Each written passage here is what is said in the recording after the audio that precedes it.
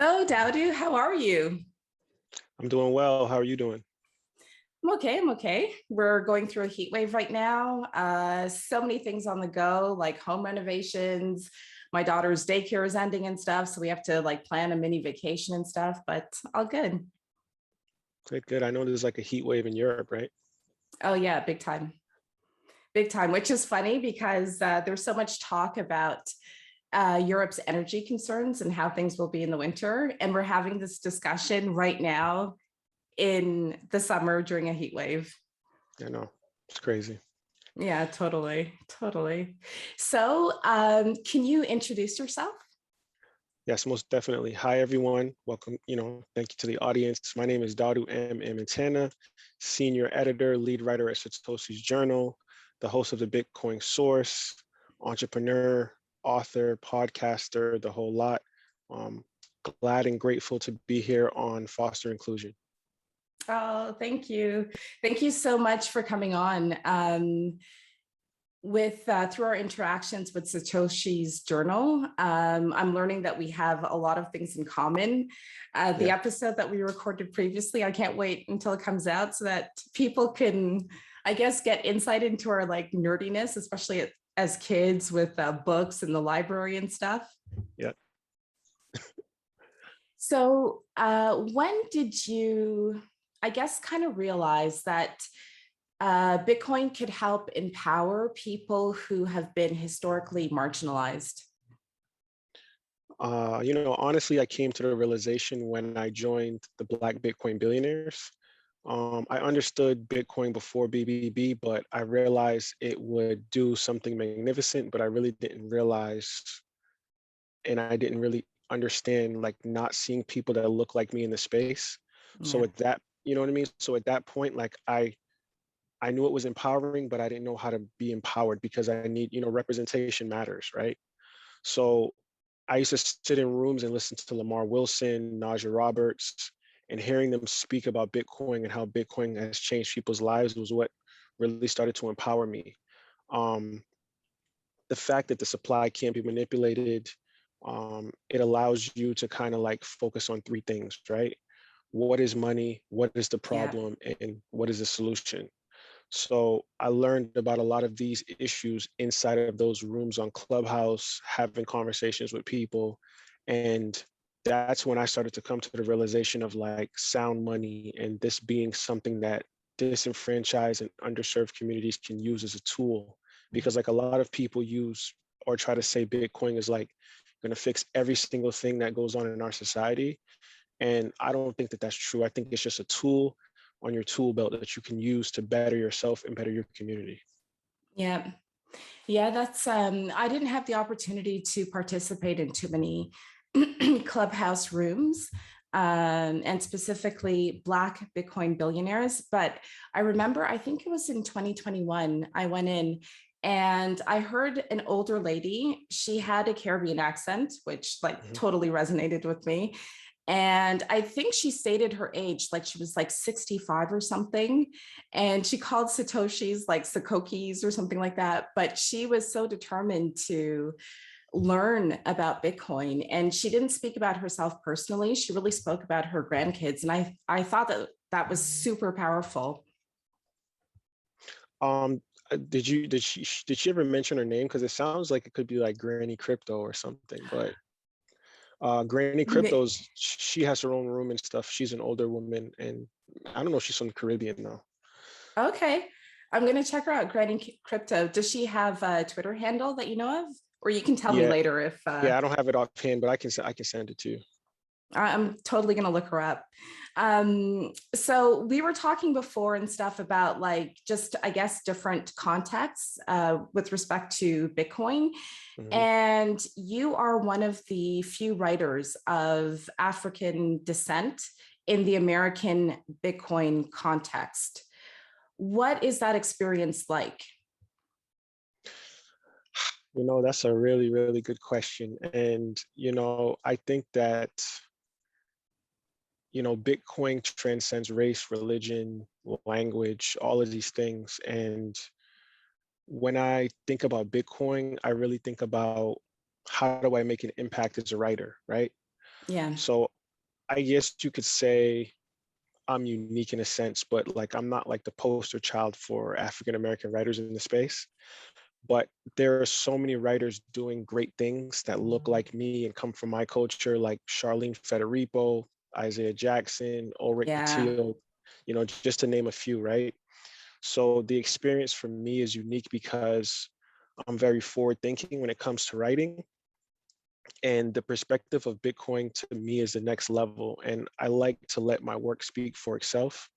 So being African American in this space is interesting because you have to look at it from the perspective of like echo chambers, or what you usually see when people are talking about technology, finance, business. You're usually getting that from like white men or people that have generational wealth that feel more comfortable talking about paradigm shifting, or things that allow people to be wealthy beyond their present time state, right? So what I was always like motivated by and kind of like interested in is that when you look at, like, one of my favorite writers is Ta-Nehisi Coates. Yeah. He had like a crazy run at the Atlantic, which was a publication, and a lot of his topics were talking around social issues, political issues that African Americans deal with typically in like American society. I started looking at Bitcoin. I started looking at how can this be a tool to change people from my community? And how can I write about these things to make them relevant? So Mhm. that's kind of like been the inspiration for me. Like I kind of took that Coates model and I tried to write like short op-eds or short articles to kind of make me stand out in the space. And Yeah. it's been going great ever since. Yeah, it has been like you pop on Twitter. I saw a few of your tweets and I was like, wow, I know him.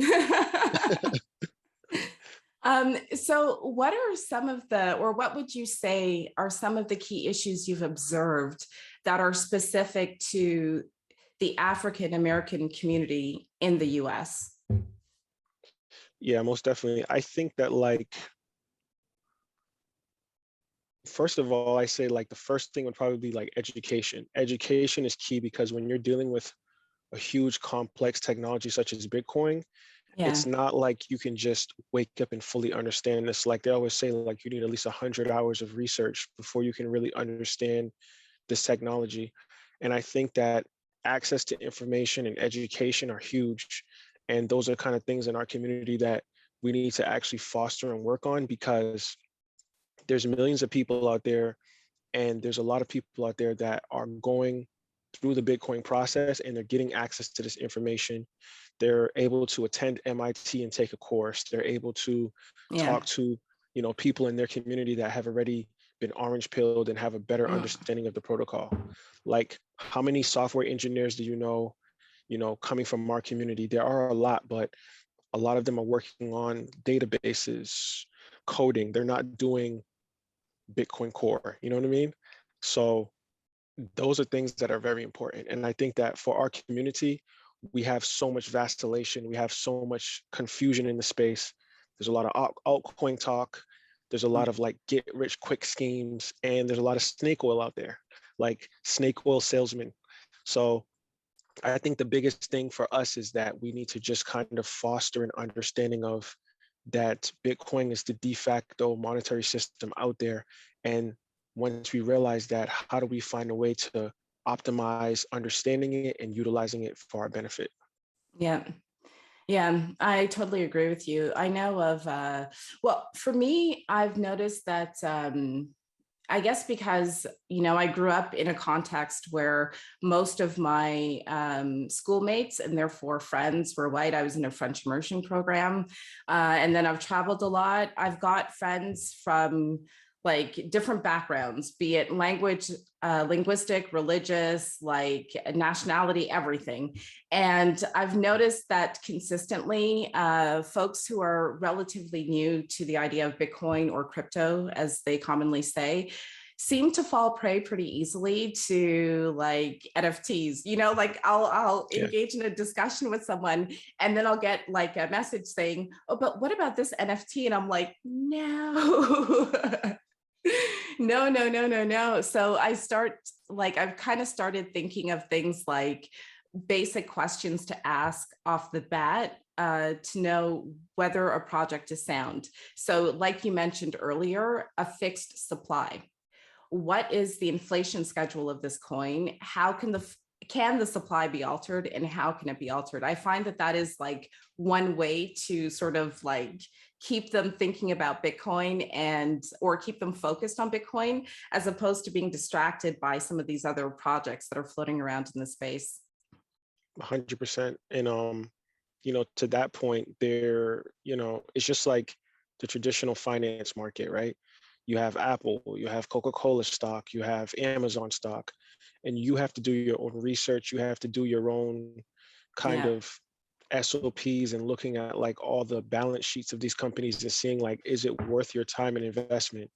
But yeah, the good thing about Bitcoin is that there's no CEO, there's no overlord of Bitcoin. So it's like once you understand that there's a fixed supply and there's absolute scarcity, if you know anything about economic supply and demand, you're going to realize that anything that's scarce is always going to go up in value. yeah, yeah. The inelastic supply makes it so that no matter, and I think this speaks a lot to the power structures that I personally believe have created this social hierarchy where based on like physical appearances as opposed to intellect. And then that bleeds into so many other things like your environment, some of the resources, educational resources you have access to. And I find that in addition to Bitcoin itself, my learning journey has really helped me to understand the power of the internet. Even though Clubhouse or Twitter are centralized platforms, I find that there's so much more information available through these platforms that I do have to Mhm. verify, but still, like different frameworks and ways of seeing things are available that I can then go on and research further. Have you noticed that for example, like the sources that you use for your writing have changed over time with your exposure to, I guess, different perspectives on Bitcoin and on technology in general? Yeah, 100%. I think that like when I first started writing about Bitcoin, I was doing a lot more referencing from like safety, from, Yeah, you know what I mean? Like kind of like the Bitcoin standard is kind of how I came in learning on that yeah, book. And that book was like very important for my journey as a yeah, Bitcoiner. same. And I feel like as I started writing more about it and learning more about it, it became kind of ubiquitous in the sense of not saying I didn't have to reference things, but just going through the experience of being more in tune with the technology, I could just write about it verbatim and it just made more sense to people. People trusted what I had to say. And it's all Yeah. about trust. It's all about trust. Yeah, when we're listening to podcasters or when we're reading the works of writers. Earlier you mentioned that Ta-Nehisi Coates is one of your inspirations. Have Yeah. you ever reached out to him or tried to sort of like plant a Bitcoin seed in his mind? You know what's interesting about Coates is that he's not really big on social media. Like I remember Mm. seeing an interview with him where he said that he didn't like Twitter as much because him as a writer, when you tweet something, it's so final.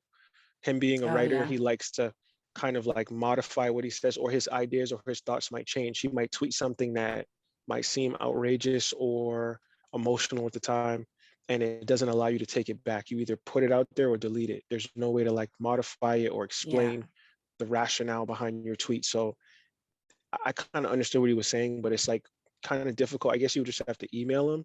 I've never thought of doing it, but I should. That's a good idea to put it into the universe. Yeah, you never know. I would Yeah. love to, if he has the opportunity to, like sit in on his spaces or read Saifedean or so many other authors. I'd love to hear or understand what his perspective is, like Bitcoin through his lens as well. Um, in the writing process, because you are the editor at Satoshi's Journal and you have been encouraging us to start writing, I've almost completed a draft of an article. I wouldn't say it's an article because, I mean, I'm not a writer. How do you, within the writing process, I should actually start by saying, like, what is your process? My process is kind of unique. So, and I've said this to Mary too on a previous podcast for a bit now, but um, one of my, well, there's a couple books, but there's one book by Stephen King called On Writing. And that was kind of a book breaking down like how he fostered his ideas as a writer, his humble beginnings, and like what keeps him motivated to write, right? So when I first started writing in 2015, like on a freelance level, I've always been writing as a kid and in high school and in college, but once I started to really take writing seriously, I had like a weird process. So when I first started, writing had to be inspirational for me. I had to be motivated and passionate to write about something, right? And then as I became like kind of like rudimentary and kind of like just doing it from a place of like, okay, I have 3 articles I want to release this month. What I do is that I kind of foster an understanding of like, how do I articulate this in the best way? So I Yeah, have like a template. I'll have like beginning, middle, end, introduction. What do I want to talk about? Give people a synopsis, give 3 main points, and then wrap up the article. So for me, that's like the easiest template. People have different ways of doing it. And a lot of times I'll just write. I won't worry about editing. I won't worry about grammar because people get hung up on, oh, this word doesn't sound right, or this cadence isn't right, or this pronunciation isn't right. totally. Yeah. Yep. So just write it. Like Stephen King's model is just write it and then you edit after. The editor is always right, is what he always says. So a lot of people have like side editors and they have like a really good relationship with their editor. For me, I both write and edit my own stuff. Sometimes I'll have someone proofread it for me, but I think that that's made me a better writer because I have to kind of critique my own work. And what I'll do is I'll write something and I'll leave it alone for like a day or two so that I like get it out of my subconscious. Yeah. And then I'll go back to it and say, oh, I didn't catch this. I didn't notice this. Let's modify that. Yeah, totally. So like that breather of one day or two, like permits you to take a step back. When you come back to it, are you more objective? Do you like see holes in your argumentation, or like if you're like emotionally motivated by the story you're telling, do you still sort of like stay on that same track of saying, yes, it's this, it's this, it's this? Yeah, it depends. It depends on what I'm talking about and writing about. But and it also depends on what kind of impact I'm trying to give for the article, right? So Yeah, like if it's something based around race or politics or social issues in our society, sometimes writing things that are going to catch people's attention might be beneficial, and beneficial in the sense that you want people to be like motivated to read more and see like what other gems are inside of that piece. So a yeah. lot of times, the first set of paragraphs in the article might be really things that are going to get people to say like, "Whoa, what is this guy talking about?" And then once Like you get into it, controversial or not even really controversial, but kind of like a little shock, like, What's this about?" Like, or posing a question. A lot of times you'll start an article mm, posing a question to the audience, and then they want an answer, so they have to continue to read it. yeah, yeah. Yeah. I actually, that's a technique that I employed, not because I thought that it would sort of like get engagement, but simply because it's a legit question. Like the other thing too, in this process of trying to put out an article is that I realize that I'm not sure of anything. And I've always had the impression that writers are authorities. So if you are giving advice to someone who's never written before, and they are hesitant because they're not sure, and maybe like struggling with the right word is more symptomatic of just like, am I talking like ish or is this legit?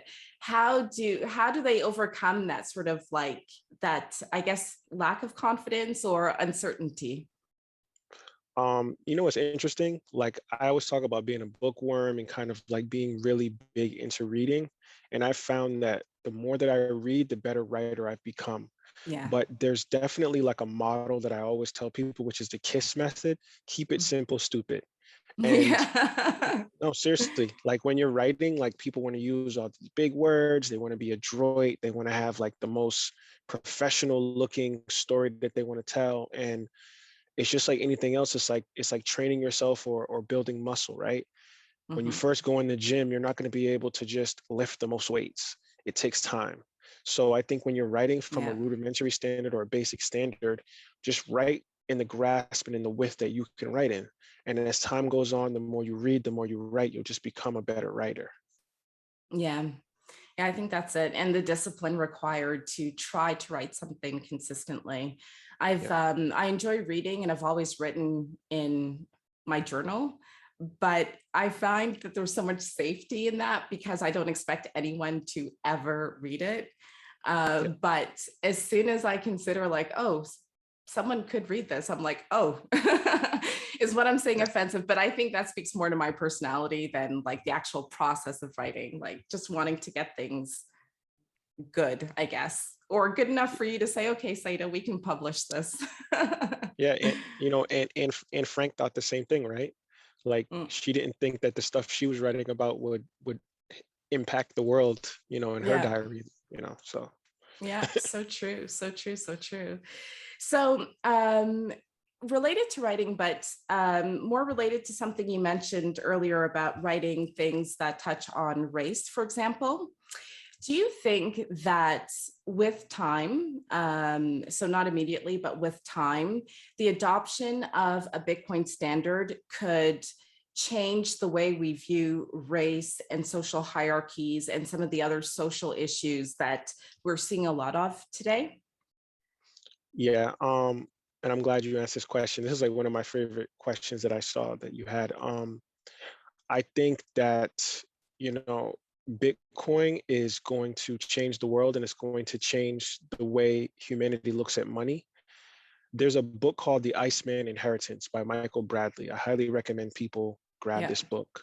And it kind of talks about, social division, supremacy, some of these things that we see in our society, and why that is, why certain races or demographics want to rule and control other ones, or use social division to kind of keep other people at bay or keep people unified.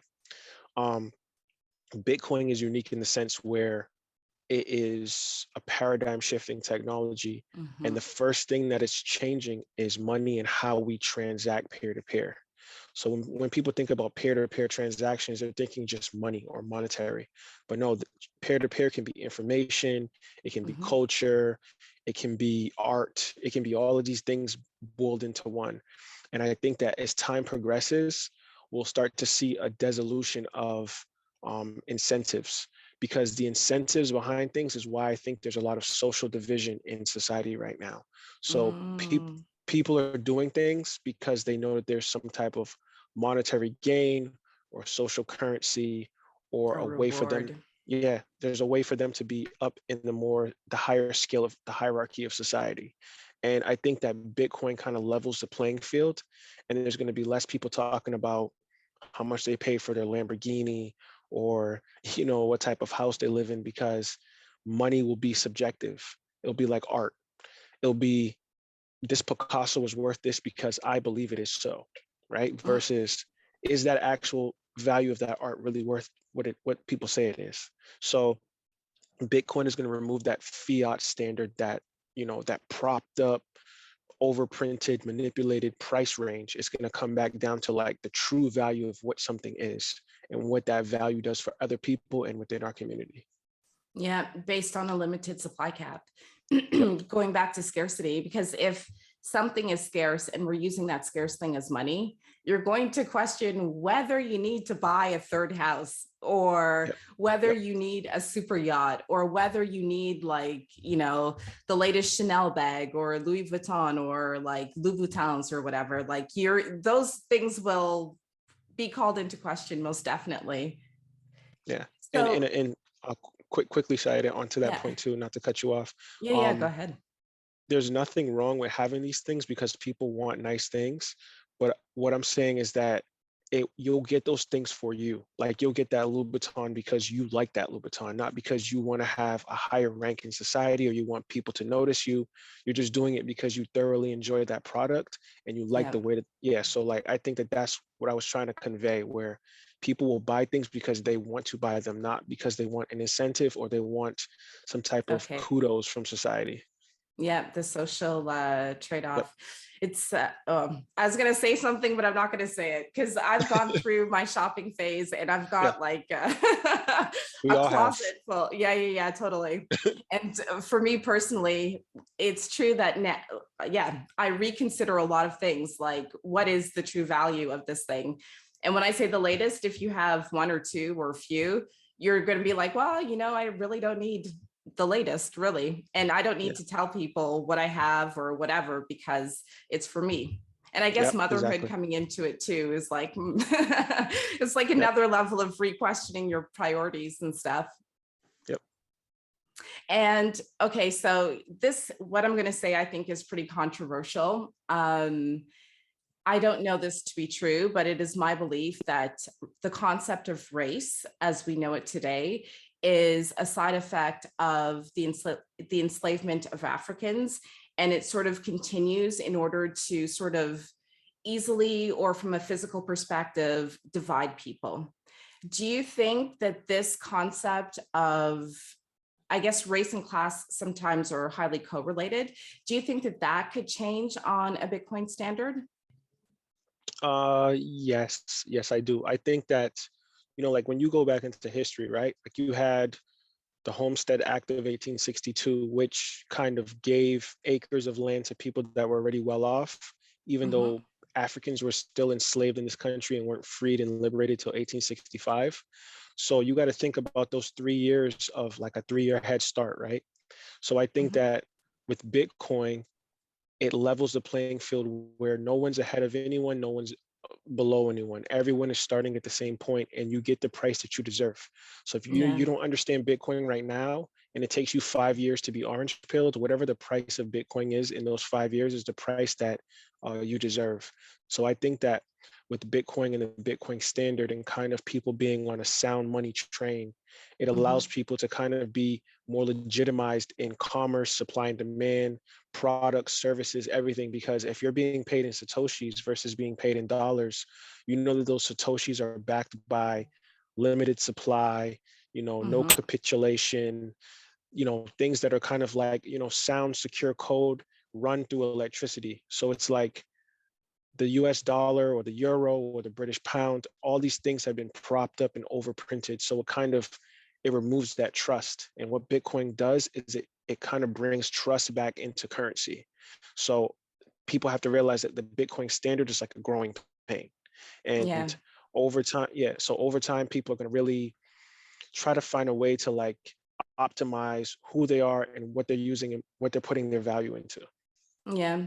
One idea that that comes back to me often is in reading Seyfedin Amous, both the Bitcoin standard and the fiat standard, and also Murray Rothbard, and the idea that on a sound money standard, specialization becomes a real thing. Like there's value in Mhm. specialization, which then leads to trade with other people, trade being a form of communication, and Mhm. trade being a means by which people can actually get along. Like it's actually quite inclusive because if I'm trading with you, even though we live in different countries or there are differences between us, you specialize in one area, I specialize in another. It's in both of our interests to find a way to get along, to find a Yeah. way to exchange.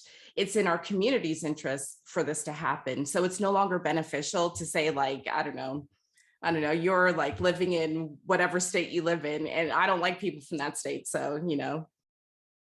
Yeah, and like I think barriers stifle innovation, right? And Yeah. I think that like the Lightning Network, for example, that opens up so many opportunities because I can send you $200 or $100 in Bitcoin and you'll get it in a matter of seconds or minutes Yeah. versus traditionally you have to like, especially if you're like in Europe or other countries, now there's like a 5 to 7 day wire transaction. There's a fee. They want to know your address, your name, what you're doing, why you're sending this money.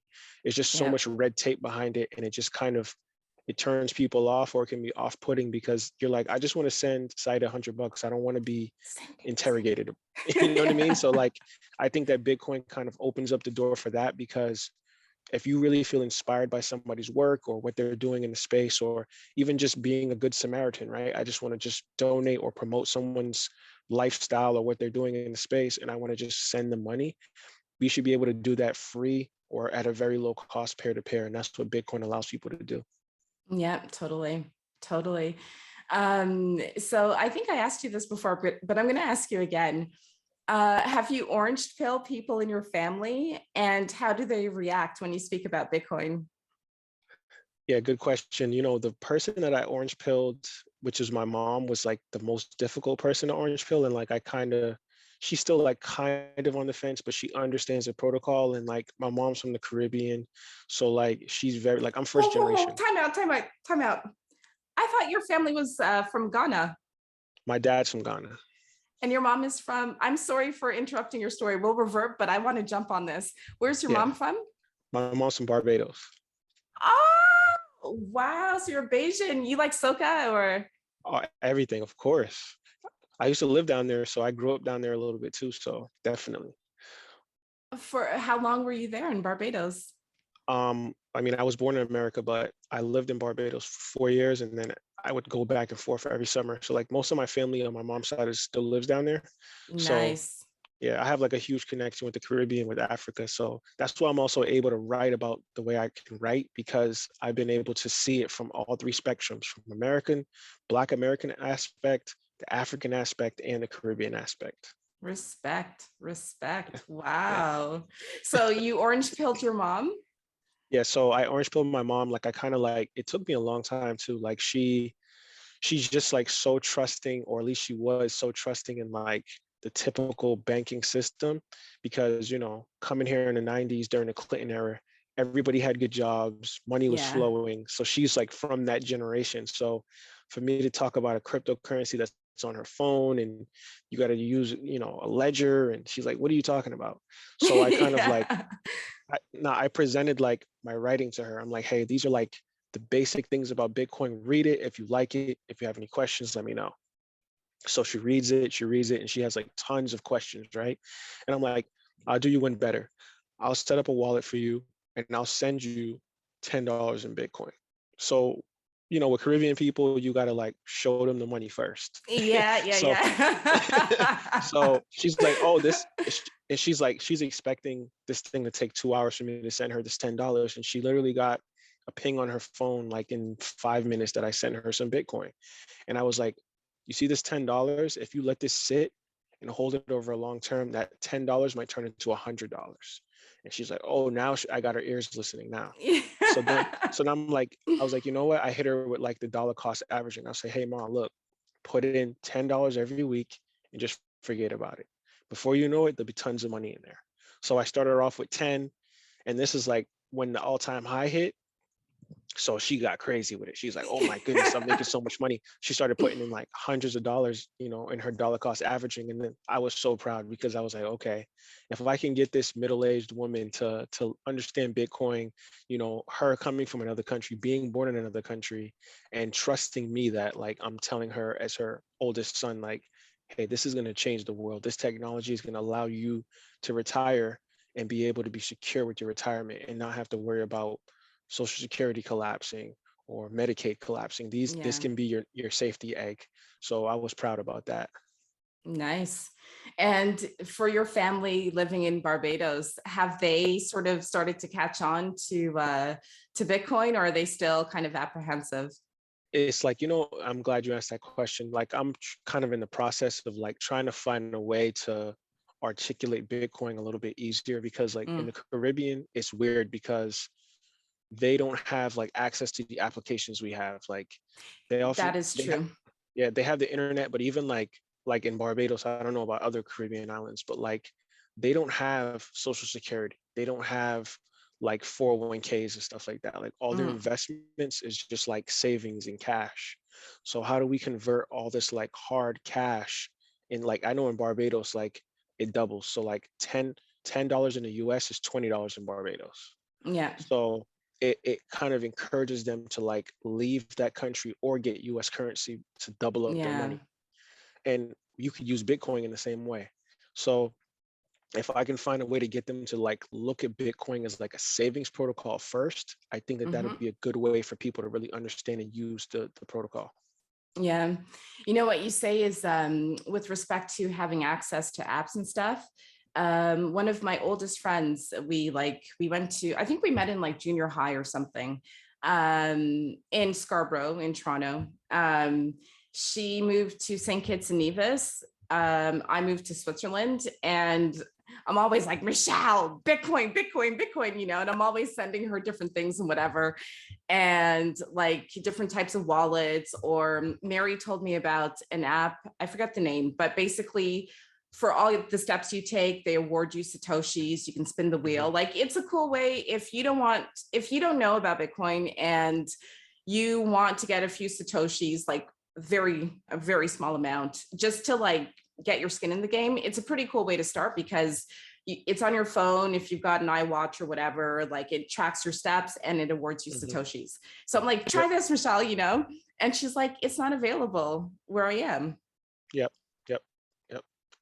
That's why I like, like there's a lot of apps out there that are, I think they're trying to get into these Yeah. places, but there's just so much red tape. There's so much like, they don't, I don't think that the KYC stuff is what's kind of like hindering it, because even though a lot of these digital wallets and applications are good and they allow you to like adopt Bitcoin, there's still like a little bit of centralization there where they still want to know Yeah. like KYC stuff. And I think that that's kind of what's slowing down adoption in like the Caribbean and Africa, even like, South Asian countries too. And Mm. I think as time goes on, and like as I said, like the Lightning Network is going to kind of transmute all that stuff, because it's going to become like ubiquitous. Like you're going to have it on Cash App, you're going to have it on PayPal, you're going to have it on some of these other Yeah. applications that are global. So yeah.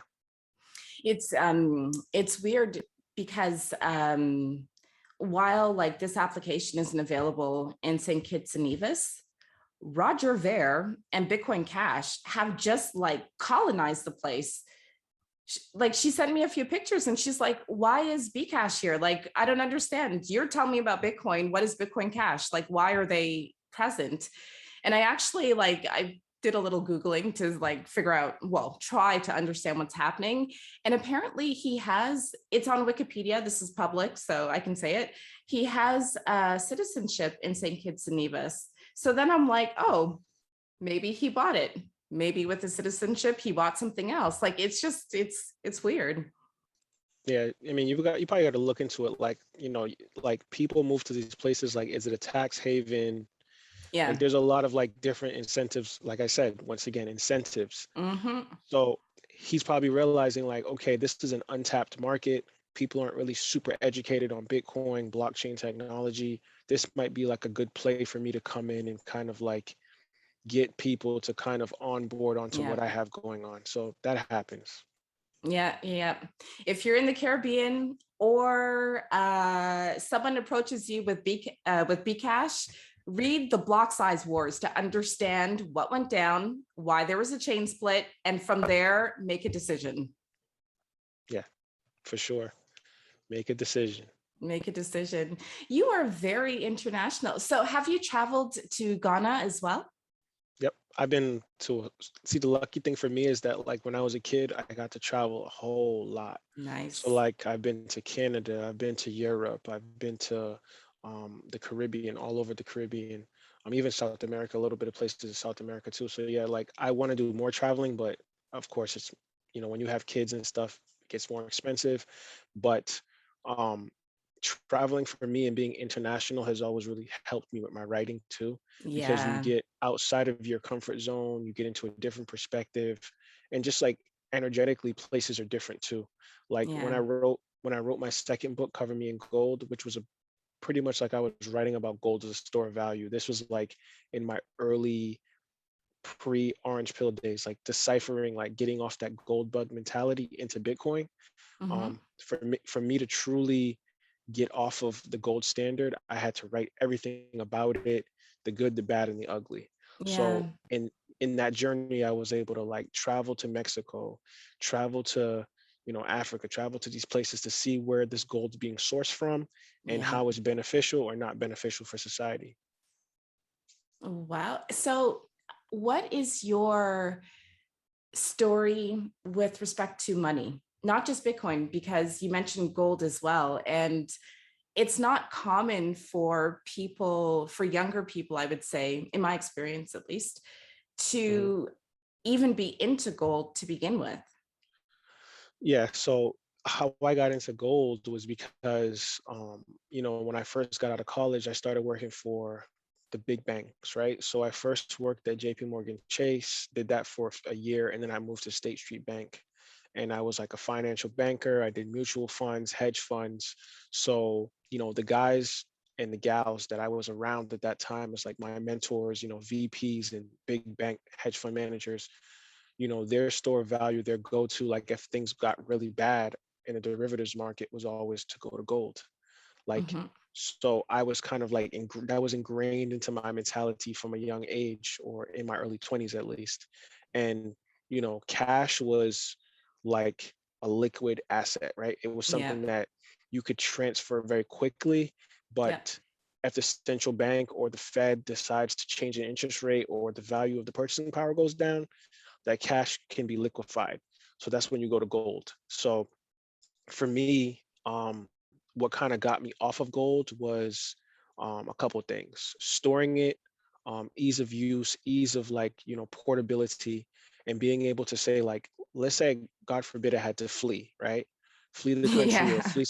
Like you can't bring 3 gold bars with you through the airport. You're gonna get questioned. People are gonna, it's gonna go off when you go through the metal detectors. So it's like gold for me, and also it draws attention too. Like if you're wearing a lot of gold, it just draws attention to you. Like people want to see like, are you a rapper? Like what do you know what I mean? So like Hmm. it's one of those things where you want your money and your store of value to kind of be low key, and like you don't want people to really be in your business. And I found that Bitcoin was great for that because you don't have to, you could be a millionaire in Bitcoin and no one would ever know. You know what I'm saying? Especially if you're not a flashy or an ostentatious person. So for me, it was like I wanted to find something that would outlast, me, and like so that my daughter can have something, and maybe even her heirs could have something. And it's like when you look at a protocol that's not going to be, finally mined till 2140, you got to think like that's a good 100 years from now. And it's like even if the price doesn't go where people think it's going to go, things change or they lose the number one spot as like the number one market cap for cryptocurrency, you at least know that this protocol is going to be around, where you Yeah. have developers and engineers having the ability to have a second winner to recode it for at least 100 years. And that gives me hope, because I know that with time things changes, but with time things can also get better. Yeah.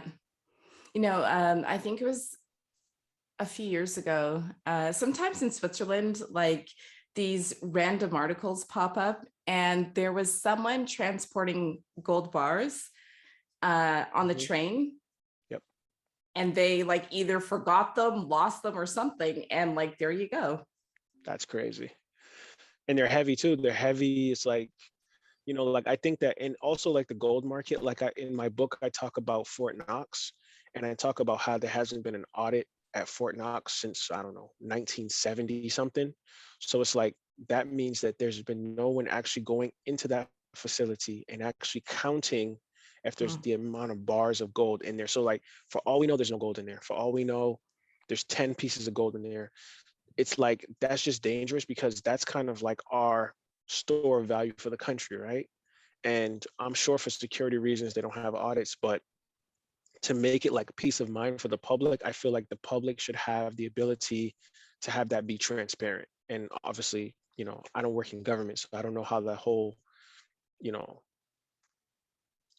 documentation process works, but that kind of like made me go like, oh, like even like working in the bank, I didn't really dig into like Fort Knox and understanding that till I wrote my book. And I'm like, wait, there hasn't been an audit in 30 something, 40 something years. Like, how can we prove that that's there versus like, that was like where the Yeah. proof of work thing came for me. So yeah. So where does the confidence in gold come from? Because my dad is big on gold. He my from Trinidad. Oh yeah. They Uh love it. They love it. Sai always have like cash under your bed, a few gold bars and a few silver bars. I've never done that. But he's big on gold, and I've never purchased gold bars. And so I have no idea that, like, just as an ignorant person like me, if I wanted to, and I went to a dealer, how would I verify that the entire bar is solid gold? Like, do I melt it down myself?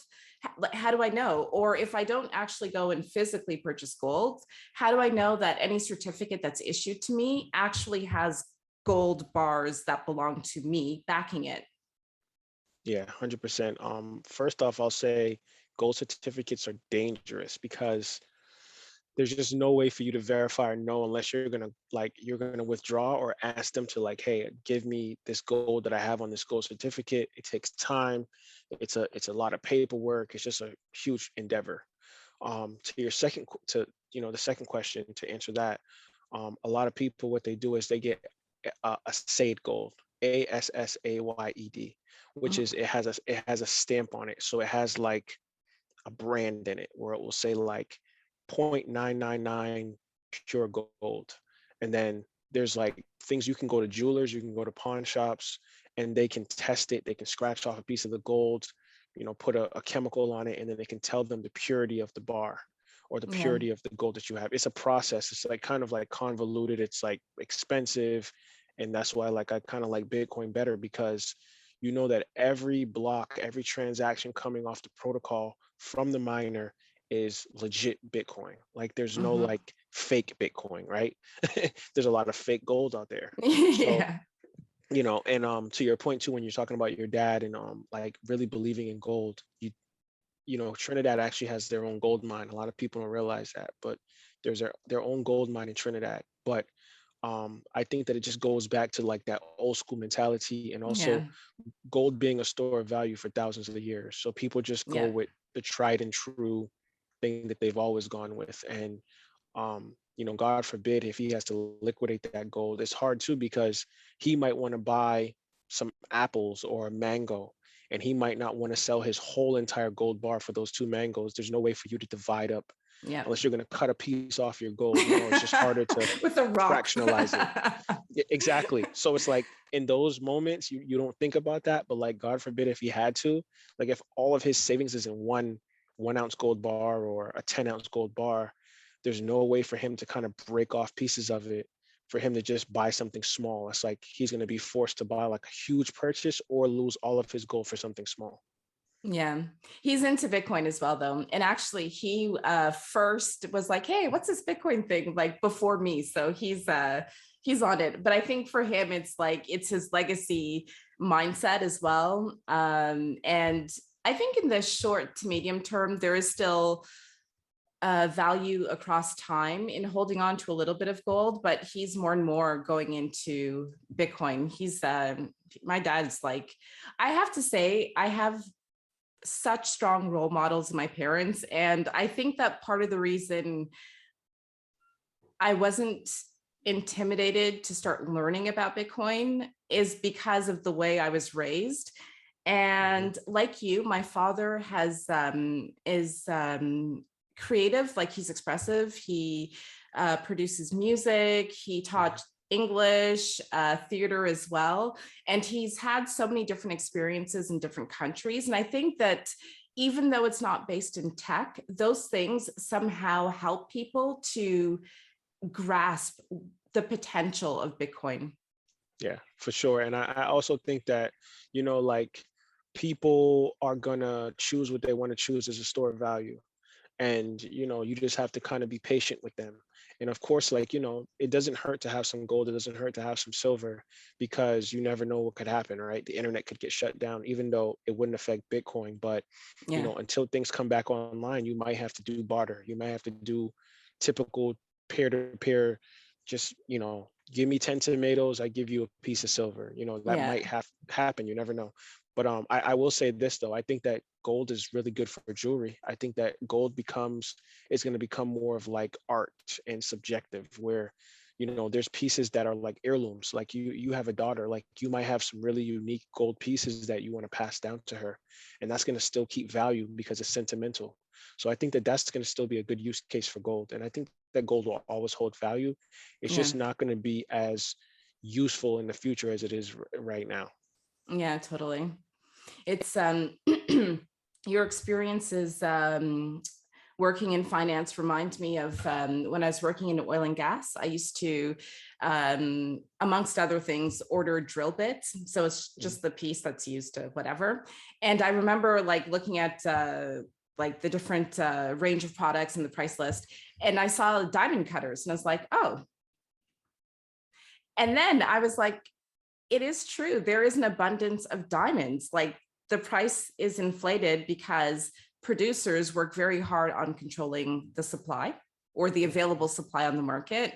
And then we have a lot of marketing and a lot of fantasy and like, the status or the messages you're sending if you're a woman and your husband or your boyfriend proposes, like all of these things come into play. But that for me was another aha moment that made me question the assumptions I had with respect to value. What is true value? Yeah, 100%. And there's also a lot of fake diamonds out there. There's a lot of Yeah. conflict diamonds out there. Yeah. So it's all like manipulation. And that's what I'm saying. Like, I think that people are going to realize like Bitcoin, like, people are going to have their qualms about Bitcoin, but like, they're going to know like if there's any quote unquote fake Bitcoin, the protocol is not going to allow that Bitcoin to transact. There's going to be a rejection on the Bitcoin protocol. Yeah. Your The node block will won't. be rejected. Yeah. Exactly. So like, and that's kind of running on its own. That's like built into the system. It's, it's not a part of it. It's just like how it all operates. Like that's the DNA of Bitcoin. So it's like, at least on that front, like you're going to get exactly what it says it is. Yeah, exactly. Yeah. Exactly. So do you have any resources that you point new people to when they first start asking about Bitcoin? Yeah. The first, and it's weird too, because like this changed, like this changes for me, like from month to month or every few months. So like when I first started really orange pilling people, I would tell people like to get like the little Bitcoin book, like very short read, doesn't take long, gives you like a quick breakdown. After you finish that, then you get into like the Bitcoin standard, because I just think that Safedine kind of breaks down like what is money, Yeah. what is the store of value, what is, a universal token that you could use. Like he breaks down all these things, and then he starts to get into Bitcoin, right? The protocol, blockchain, all that stuff. Now, as I've kind of become like more experienced in the space, there's just so many freaking uh, ways for you to learn about Bitcoin. So like, shout out to my brother Mark Stephanie. He has a podcast called The Progressive Bitcoiner, and it's also a website. And he Mm. has a resource. He has a resources page on there, and that resources page has everything from racial injustice, women's Oh, wow. rights, energy, everything that you could think of in conjunction with Bitcoin. And that's been kind of like a big go-to for me. Bitcoin Magazine has tons of articles you can read. I have tons of articles you can read on my Medium account, on my website. And it's like you can just learn from all different people from all Yeah. different walks of life. And the internet is big and open, so you can learn from everywhere. Yeah, I find now, so when I started learning about Bitcoin, there was still, so I didn't know enough to filter through Bitcoin and blockchain. At the time, everything was about blockchain. Everything was like peer-to-peer blockchain. I think it was Vice or one of those media outlets that had a woman sitting down, and the whole exercise was to explain blockchain to like a little kid, and then someone older and someone older and someone experienced. And I think at one point they were talking about like solar panels on vehicles and the blockchain and whatever. And I was so like, I don't get why on the one hand I hear about Bitcoin, because I used to listen to, I used to listen to the Kaiser report all the time. Hmm. And I've never heard any mention about like cars moving on the blockchain kind of thing, you know? And then on the other hand, you know, there's such a world of information out there that's only speaking about blockchain or some of the other coins in the market. And so like, it took me a while to say, oh, okay, I get it. Like, because there is a lot of information available. Yeah, are you talking about like the traffic thing? Because I know the blockchain thing, they talk about like how it could be like represented for traffic and like freeing up traffic. Is that the thing you're talking about with cars? Maybe I have to, because I haven't seen it in a long time. I'll send you the link, but I think it was more along the lines of maybe generating energy somehow and recording that energy or something with cars, maybe. Yeah. It's very confusing for someone who's relatively new. And also I didn't have the benefit of knowing too many real, like, I don't want to say Bitcoin maxi because that term seems to be loaded. I personally see Bitcoin maximalism as boundaries. It's Yeah. Bitcoin. You know, you're not endorsing any other cryptocurrency. It's really about Bitcoin. And I think for me, for example, when I was starting out, that helped me to focus and to understand Mhm. what is money and to figure that out.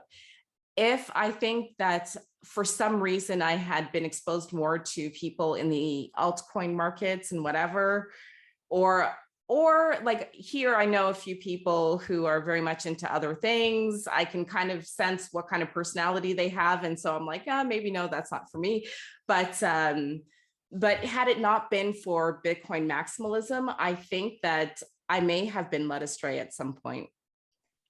Yeah, most definitely. And I kind of like follow the model of Lamar Wilson, who's like the founder of BBB, and he Yeah. calls himself a freedom Yeah. maximalist. And I kind of like believe that like you're free to do and choose whatever you want, but I'm going for the protocol for the digital asset that's going to allow me to have the most freedom, and that's Bitcoin. So Mm, that, yeah, that's the way I look at it. yeah. And by freedom, what do you mean by that? Because that term is interpreted in so many different ways. Yeah, for sure. Like when I say freedom, I'm talking about free to be able to transact, create, innovate, on my own accord. So like Mhm.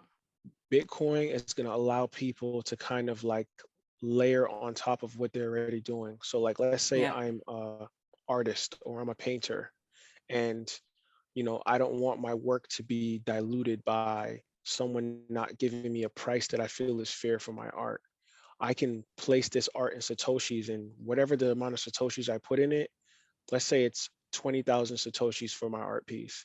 I know if I understand Bitcoin well and I'm well versed in it, I know that if that person pays 20,000 Satoshis for this art right now, it's going to increase in value over time.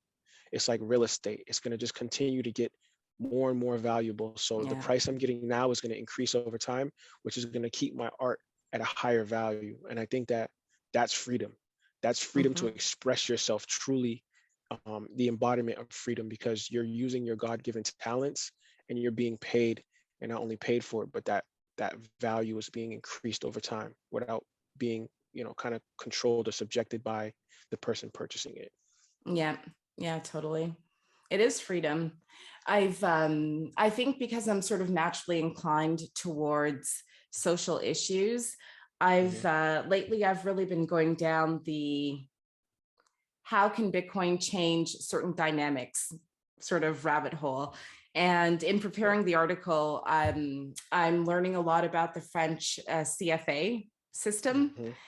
And so in the US, a lot of sort of laws, and you referenced something from 1835, I think, where certain 1862. people, Yep. 62, were given land.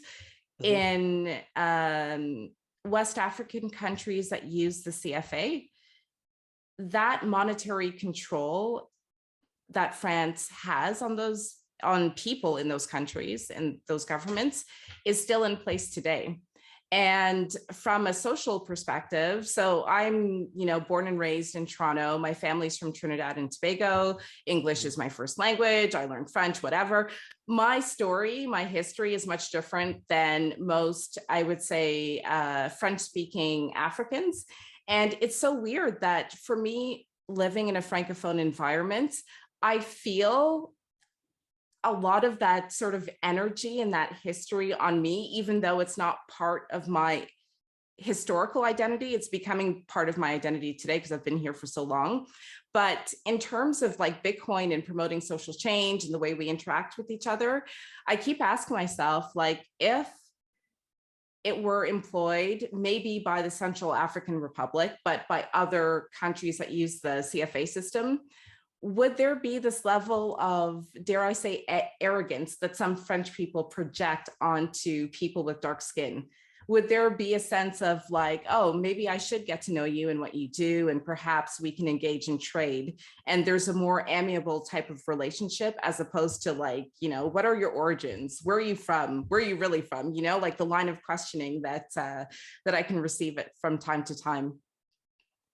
Yeah, for sure. I think a lot of these countries, they're still paying like colonial tax, like from, when they were still colonizing Africa and breaking it up. Like my dad would talk to me about Africa and a lot of the history of Africa, which was unique and interesting because a lot of people of color don't get that part of history. They have to read it in books, or it has to be passed down, like, just through like conversation. So, there was a point when Africa didn't have like Togo, Benin, Nigeria. It wasn't all Mhm. carved out like that. It was just one big continent, and it was tribal, and people kind of like were nomadic and moved around, or they stayed in a certain place and just called that place home. When the Europeans came in, they carved it out. So like the Belgians, the Dutch, the French, the English, they all like carved out their own little places to kind of like monetize off of it. And I think that France was a big player in that, of course, as we know. And I think that um, they understand how much innovation is there, how much natural resources are there. And I think that as time goes on, these African countries are starting to wake up and realize, like, okay, enough is enough. Like, we don't want to have to pay you a tax just to operate in our own countries. Mm. We're already using your language, we're already using a lot of your customs. Now it's like we have to use your money and pay you as well. So I think that, and Africa is a unique place too because there's a lot of corruption and, there's just, it's a lot of like red tape that people have to get around. But I Mm. think that like CAR in Nigeria are being beacons for Bitcoin right now because the inflation rate is so crazy in those countries. Currency debasement is so crazy in those countries. And Bitcoin is kind of giving people another option to opt out of colonial tax and some of the control that the French have. And I think that it's a growing pain and it's going to take time. But hopefully, more people adopt it, more people realize that they can use it at the marketplace and they can use it, to buy homes, to purchase land. And it's just a lot easier because you don't have an overlord or a central authority kind of telling you what you can and can't do. Yeah, it's what I look forward to seeing is like different strategies that are being employed right now. I think it was in 2020 or 2021 where the president of Ghana, sorry, there's a lot of dust. The president of Ghana said that Ghana would stop selling cocoa to one of the big, large chocolate producers, and that Mhm. Ghana would pivot and start producing chocolate and selling the finished good itself. And Ghana seems to be aggressively recruiting people of African descent who are educated. They're offering citizenship, I think. Mhm. And Yep. yeah, they're on a path to actually try to build without necessarily speaking about Bitcoin. I think in Ghana, they do have their own currency already, so they don't have the same types of restraints that some countries in the CFA region have. So on the one hand, that's what Ghana is doing. And it would seem that in Nigeria, there seems to be more of a grassroots movement. It's coming from the bottom where people are really using Bitcoin because there's like the need for it is so completely clear. So, and then there's the Central African Republic, whose president said officially, Bitcoin will be legal tender, even though he seems to be talking about the Sango coin based on gold or something like that right now. But between those three countries, I'm fascinated to see how things develop over the next 5 and 10 years. Like, will the strategy in Ghana prove successful? I think there's actually a Bitcoin conference coming up in Ghana. So will they include Bitcoin into their strategy? Will like the grassroots movement in Nigeria be the dominant strategy in this case, because it really comes from the people and it's not imposed by the government? Or like, will the CAR between Bitcoin and their Sango coin, like, will they sort of escape the colonial clutches? Yeah, I think that there's just a lot of observation going on right now in Africa, and I think that Nigeria and CAR are like kind of like the the the experiment right now. So Mm, like I think other countries are kind of seeing like how it goes and if it's actually going to be beneficial, and then some other countries will start to adopt. But I actually had a conversation with Heritage Faladoon. yeah. He's kind of like really big in the space, boots on the ground in Nigeria. He told me that Nigeria actually has a CBDC already, but it's optional. So Oh, like they give you the option to use it or not use it. It's not really big. Like the Naira is still kind of like the de facto universal currency there, but they have like three things. They have the Naira, they have a CBDC, and then they have Bitcoin. So it's kind of like this jostling of like who's going to be number one. And there's just so many people, Abu Bakar, Heritage, Charlene Federico, that there's tons of people that are Nigerian or from Nigerian descent that's really trying to push Bitcoin and make it like the de facto currency in the country. And hopefully, Bitcoin wins. But, a lot of these African countries have all these different Ponzi schemes and people trying to come in and trying to like utilize and take advantage of people in those countries that don't know a lot about technology, don't know a lot about stores of value. So, it's a learning curve and people will get there eventually. And I have a lot of high hope for Africa as a whole. yeah, yeah. And it seems like that's part of the learning curve trend. Touch wood, I shouldn't even say it, but it seems as though many people on their journeys fall into some type of Ponzi scheme, or they get rug pulled in some way, or like for like the OGs, like they had their Bitcoin on exchange with Mount Gox or something. Like it Hmm. just seems like part of the learning curve. Hence I think it's Rohan Smith who said only buy as much as you understand, so to speak, so that you're not totally like, converting your entire retirement savings into Bitcoin in one go without fully understanding how to self custody and how to manage. Yeah, and also like just like the way economics is run, like even if you do understand Bitcoin completely, like I think we both do, things get in the way, life gets in the way. Like you can't just go and spend a grand or 2 grand on Bitcoin like you would want to because you have other responsibilities. Yeah, And I your think that cash that's flows. Yeah. yeah, I think that that kind of like is the genius of Satoshi too, because he or she, whoever it may be, a group of people, they've realized that there's a fixed supply, but they don't want people to have a monopoly. So like it's going to be evenly distributed whether you want it to or not, because not everyone's going to be able to buy as much as they want. Even governments aren't going to be able to buy as much as they want because the mining process is slow and only certain amount of Bitcoin come out after each halving. So it like forces people to kind of like stay within their range. And I think Hmm. that that's genius as well too. It is totally. But and that said, like on the demand side, because for me, this is where we see the fluctuations in price Yep. with Luna and Celsius and blah blah blah. Like you're seeing a bunch of Bitcoin flooding the market because of these these Ponzi schemes, right? Yeah. um I lost my train of thought. What was I going to say? Oh, you were talking about just like kind of the demand and like how it's being controlled through like the protocol. Yeah, exactly, which is what in my opinion is really having an impact on the price.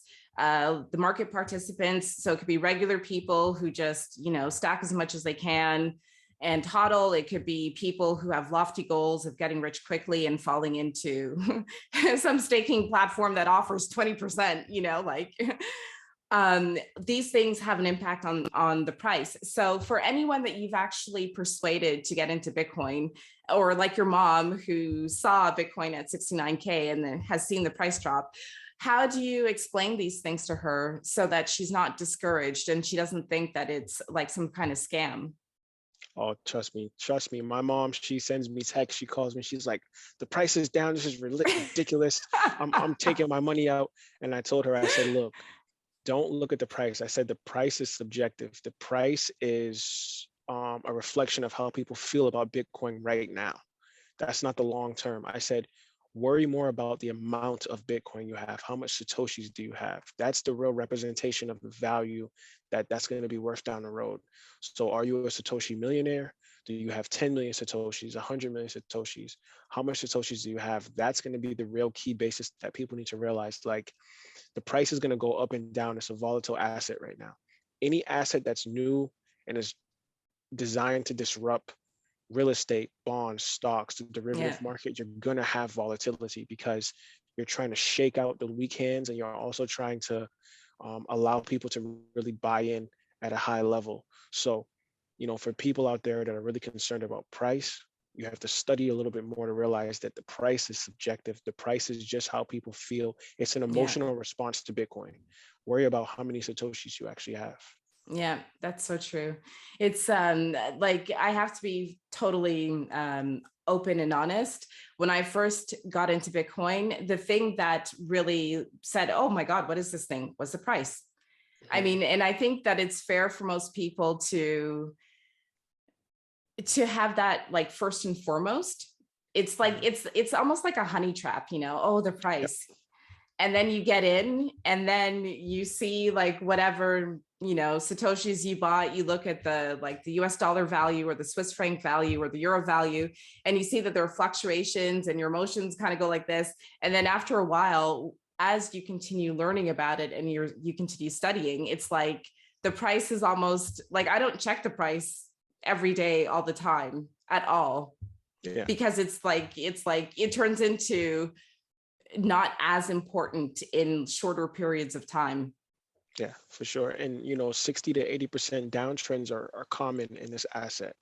And people have to really, like Michael Saylor says, like if you're not willing to buy into Bitcoin and sit on it for 5 to 10 years, don't even invest in it. Mm. And that's hard for people to do because people are looking at it from an aspect of like get rich quick. And what they have to realize is, like, in your country, for example, in Europe, the moment they make the announcement that you know this supermarket is accepting Bitcoin, this gas station is accepting Bitcoin, the price is going to shoot up because it's now going to be a circular economy. And what people Mm. have to realize is that we're just waiting. It's like a ticking time bomb. You're trying to accumulate as much as you can. So when you do have to spend it, you're not spending all of your Bitcoin. You have a nest egg, you have a savings, you have like something to the side where you can still allow the value of your Bitcoin to grow, but you can also use some of your Satoshis to do day-to-day peer-to-peer transactions over the Lightning Network. So my shout to the world is like, buy as much as you can or as much as you can afford and that you're willing to lose, because we don't know what's going to happen in the future. We don't have a crystal ball, but for the most part, I believe that it's going to be here to stay, and that you want to have enough Bitcoin so that when they do start asking for it as payment, you don't run out of Bitcoin trying to just live your life on a day-to-day basis. Yeah, it's so I often hear people saying it might go to zero and it might not. Yeah. If it doesn't, then I don't know, but I don't think it'll go to zero. And actually, the Swiss Post just made an announcement. It's the post office also has a financial segment to its business. And they just made an announcement saying that in 2024, they'll start offering Bitcoin to retail customers. And the value See? proposition they've put forth is that it can be intimidating and difficult to self custody. So we'll do that for you. This country is like, it's in the middle of Europe. It's teeny tiny. Everyone around us, the European Union, there's this MiCA law going on, this whole introduction of hosted versus unhosted wallets. Everyone is Mhm. trying to regulate and dibble dabble and do whatever. And Switzerland's just like, okay, we'll make it available to everyone. So many companies here that are, I have to say, crypto based, because it's not just Bitcoin, um, come here in order to set up their businesses. They have access to banking services in a few cantons and stuff. It's just, maybe Switzerland is like an experiment as well, to see how things play out here. And based on the results, it'll be employed elsewhere. Yeah, you have a lot of Swiss gold in that country, so they've been backed by the gold standard for so long, and a lot of wealthy people store their value there, store their gold there. Yeah. To your point about like keys versus no keys, I think people should have the option to do both. And I can hear JW, the weatherman, and some of the people on Twitter just yelling at What? me. What? Hold on, but I'm gonna explain myself, right? Like I look at like my mom, for example, someone that's a baby boomer, someone that doesn't understand technology to a high level, to self Hmm. custody. Like I would have to do that for her, right? I think that there's going to be a percentage of the population that's just going to do, you know, custodial, they'll use CASA or something like that because they just don't trust themselves or they're just forgetful, right?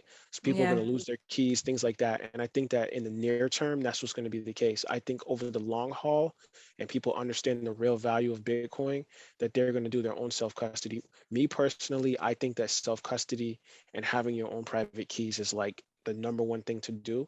But I don't think that everybody's going to agree with that. And I don't think everyone's going to be able to do that Mhm. just because think about it. When the baby boomers retire, there's going to be millions of people coming in off of retirement, and there's going to be a wash of money coming into millennials, Gen Xers, that they have to figure out what to do with it. A lot of Yeah. that money might end up going into Bitcoin, but are they going to be able to self custody all that? Do they understand that they have to keep their private keys secure? Do they understand that they could be rug pulled, they could be hacked? Like there's a lot of things that could happen in the future. And I think a lot of these companies are going to kind of like jump in and try to be like the quote unquote saviors for people, but Scare they're not telling people. them that, Yeah. yeah, they can get hacked too, though. That's what they're not telling people. Well, and this is the thing. And it's like, I'm probably going to go off on a tangent, but then like it turns into what your priorities are in life. Okay, so time Mhm. is a scarce resource. And for all the parents out there, we know that like it ain't easy. And sometimes when you have a big day planned, your child or children wake up in the middle of the night, you have to get up, you're tired, like Yep. time is not easy.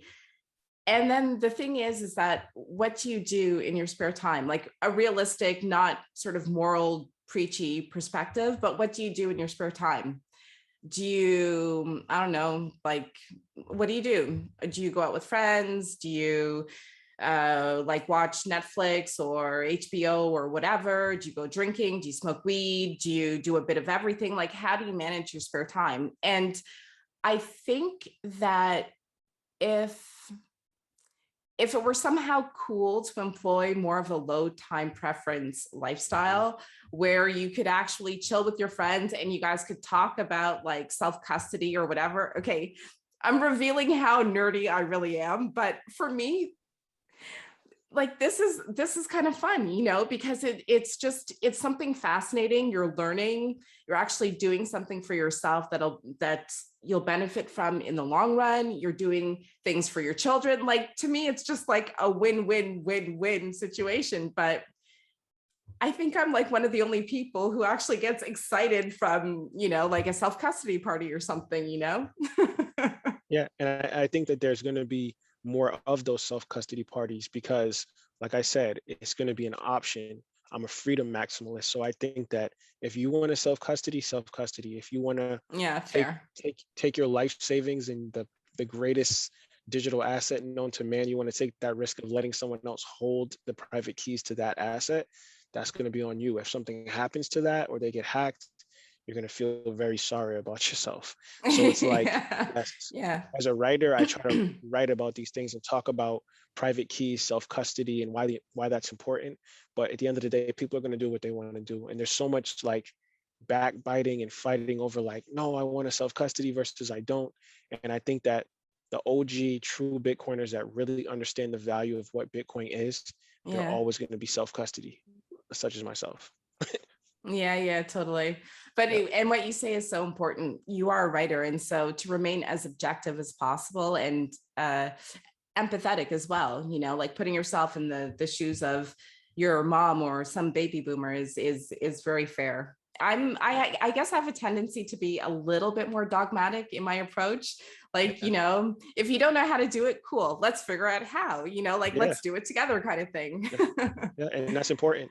I think that's very important. And I think that, um, like Casa, I like Casa because they have multi-sig and it like doesn't put all of it on them. Like they have some of the private keys, you have some of the private keys, there's pins, there's all these like different ways to do it. And it's just like wait till people start being able to put, Bitcoin on their 401k. Like some companies are allowing you to do it, but like Yeah. wait till that's just like universal at every company. They're gonna have to have some way of like storing these private keys or allowing you to have the option to do it.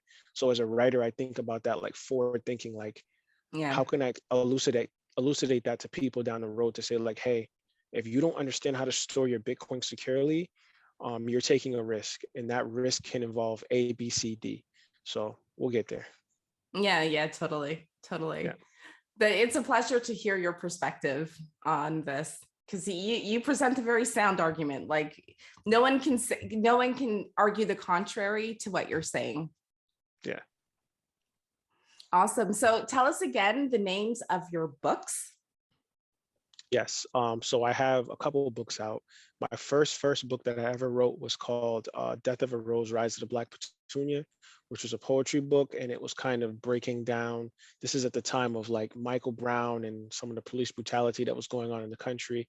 I Yeah. essentially wrote, poems about my experience being a young Black male in my 20s, going through and seeing these things.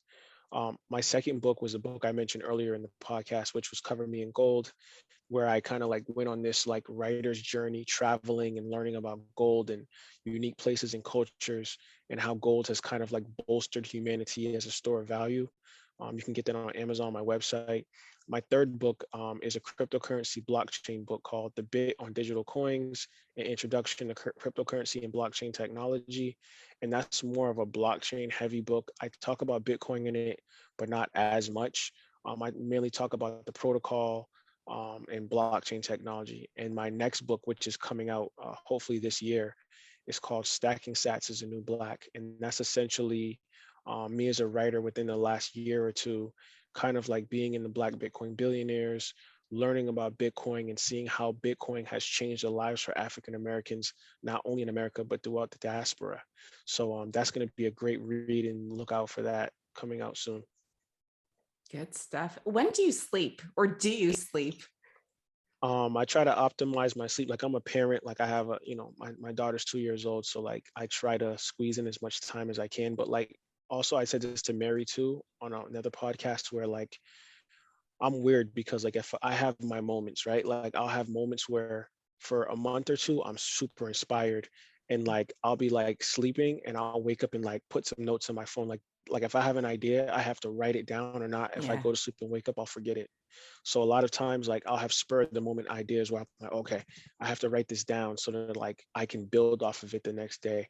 And then I'll have moments where I'm not inspired or I have writer's block, and then I take that time to study. So when I have writer's block, I'll just like reread the Bitcoin Standard, or take like Bitcoin for Everybody course again, and just like refresh my mind and like reiterate like why Bitcoin is important and how I can use that to be a better writer. So I have my moments just like everybody else. I'm human. Good for you. But I mean, you're putting in the work, and we see the proof with your publications and the work you're doing at Satoshi's Journal as well. So how can people find you on social media? Yes, so I'm very active on Twitter. My Twitter handle is _Dawdu. That's _DAWDU. You can also find me through my website, which is www.iamdawdu.com, IAMDAWDU.com. I have all my blogs, articles, Bitcoin magazine pieces, stories, everything that I've ever done as far as a writer can be found on my website. So those are good two places to find me online. Nice. People have to check you out. I love like Mary as well. I love her. Like, I just love how diverse we are in terms of like where our parents are from, where we live, the things we've seen, the places we've traveled, the languages we're Mhm. exposed to, the perspectives we're exposed to. I mean, for me, this is like it is such a richness that, I mean, you can't put money or satoshis or anything on. It's just incredible. I love it. Yep. And this is just the beginning. This is just the tip of the iceberg. There's so many things that we have to unpack as a team that we haven't even begun to get into. And it's like, I think that this is what makes it so unique, because when you look at the core team of Satoshi's journal, there are people from all walks of life. We have Yeah, Hispanics, we have whites, we have blacks, Caribbeans, everything in on the team. And we all bring this under a Bitcoin standard as like trying to change the world and fix money, not for ourselves, but for everybody. And that's what yeah. it's all about, is helping out each one, teach one. Each one teach one. And you're encouraging us to tell our stories. So thank you so much, Dawdu. Thank you, Syed. I appreciate it.